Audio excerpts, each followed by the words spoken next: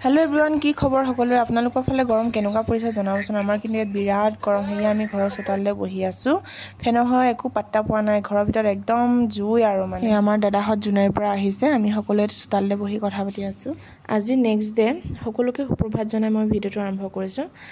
আজি বতৰটো ভাল দেখিছেনে খুব ধুনীয়াকৈ বৰষুণ দি আছে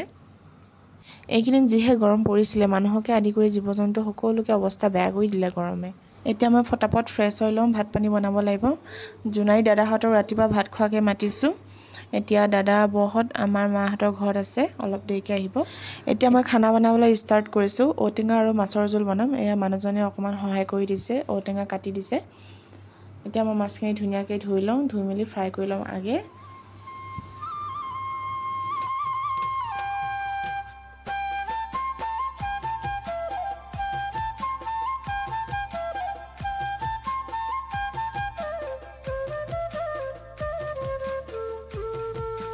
এতিয়া মাছখিনি ভালদৰে ধোৱা হ'ল নিমখ হালধি মিক্স কৰি ধুনীয়াকৈ ফ্ৰাই কৰি লম আগে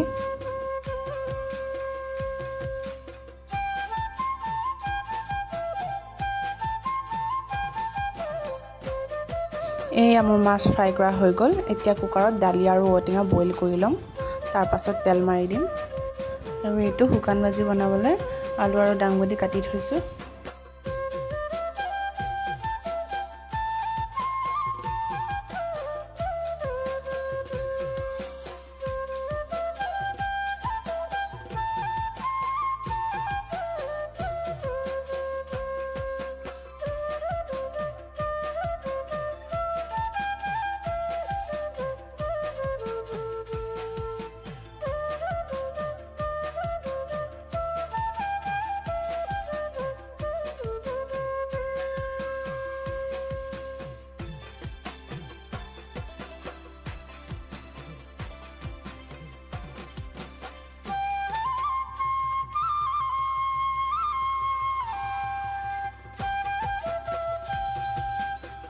এতিয়া মই সবজিত ফ্ৰাই কৰি থোৱা মাছখিনি এড কৰি দিছো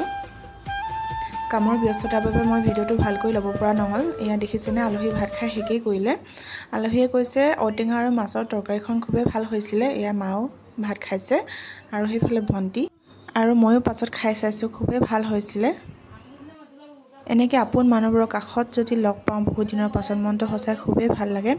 আলহী হৈছে জুনাইৰ হয় মোৰ বৰ্তাৰ ডাঙৰ বৰ্তাৰ পুত্ৰ আৰু বোৱাৰী